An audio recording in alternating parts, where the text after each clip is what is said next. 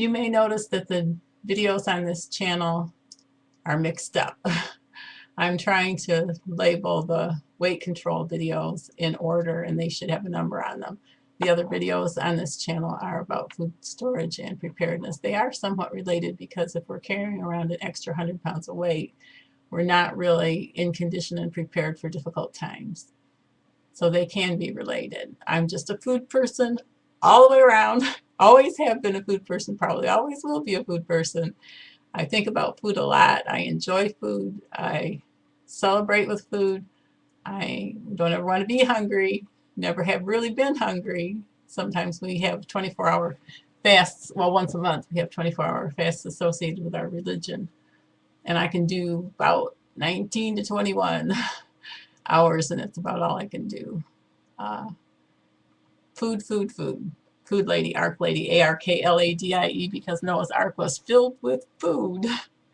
And my life is filled with food and chocolate. So this is video number 6, I believe, with the weight control series. And I want to talk to you about your appetite and hunger and recognizing when you need to eat. Eating on a schedule is one of the most detrimental things we can do. I've heard people talk about breakfast being the most important meal of the day. Yeah, if you're trying to keep weight on and you're trying to maintain 100 pounds being overweight, breakfast is the most important meal of the day because you get up in the morning and stuff yourself with 5 different foods, get off to a roaring start, and in 2.5 hours, at least in my experience, 2.5 hours later, you're ready to eat the house down. Anything that moves is a target to eat if you've had a substantial breakfast. People on the other side of the world don't eat this way. Americans eat breakfast, lunch, and dinner. I have yet to figure out why. This 3 meals a day thing is nuts. And the timing when we eat them. And it's because it's convenient. You eat before you go to work in the morning. You get an hour for lunch in the middle of the day. You eat again. You come home in the evening. You eat again. Before you go to bed, you're hungry. You eat again. You wake up in the middle of the night. You eat again. It's no wonder we're a nation that's stricken with two out of every 3 people is obese, are obese. So I'd like you to forget all that. I can't tell you how to eat because it's a liability as far as the law is concerned. I could get sued for telling you how to eat. So you have to make up your own mind how to eat.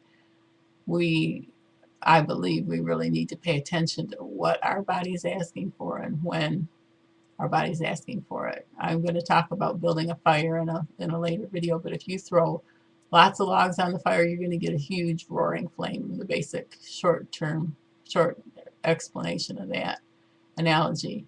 If you throw a lot of food on the fire in the morning and you throw a lot of food on the fire in a log, if you throw a log, fuel, I'm trying to say fuel, not food. If you throw a lot of fuel on the fire in the morning and you throw another log of fuel on the fire in the afternoon and you keep throwing logs on the fire, your appetite is going to go absolutely wild. I don't know if it's Mother Nature's way of trying to pack the calories on in the form of fat during times of plenty so that you have the fat to draw on in lean times. I don't know if the body is thinking, it's harvest time.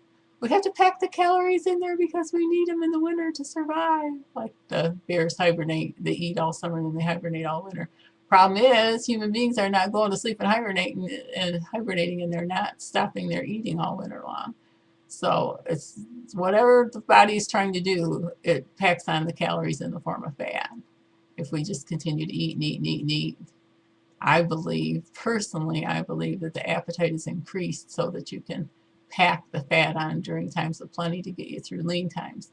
We haven't had any lean times in my lifetime. I have had food available to me 24 hours a day, 7 days a week for 56 years. Never had a lean time. Ain't gonna be no lean times if I can help it. So packing on the calories is not a healthy thing to do if you have an endless supply of food. Pay attention to when you need fuel. I'm just offering a suggestion. Pay attention to when your body needs fuel. It doesn't need huge sums of food all day long, huge quantities of food all day long. You keep throwing those logs on the fire, you can get some massive flames. I hope as time goes on that I can improve the quality of these videos, but I'm stuck here with this, what do you call it, webcam. And I'm very thankful to have it. My son bought it for me for a Christmas gift. Very thankful to have it because I have a voice that just really wants to be heard, although I sound horrible. Sorry for the quality of my voice.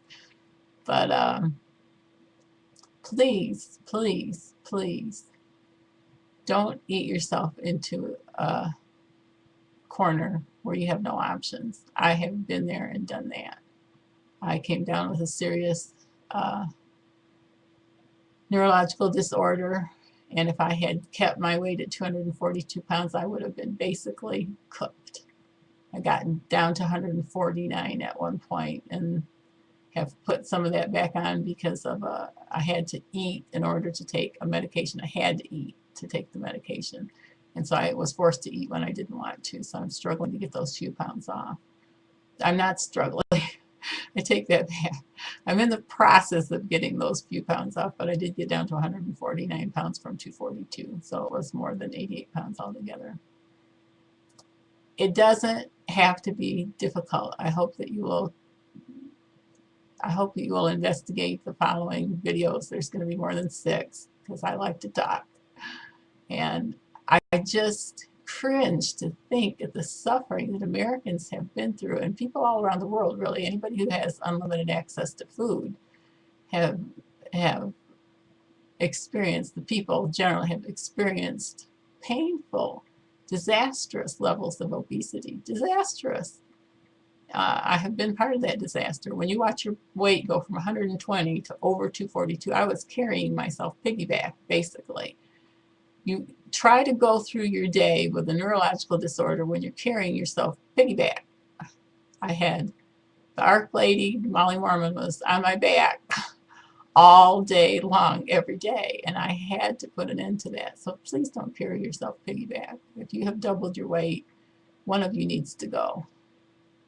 And it doesn't have to be difficult. So we'll be talking again. I'm probably running to the end of the time frame on this. I can't see what it says here. Let's see how many minutes we got. Oh, we're up over 7. Don't want to do that. I want to keep them short.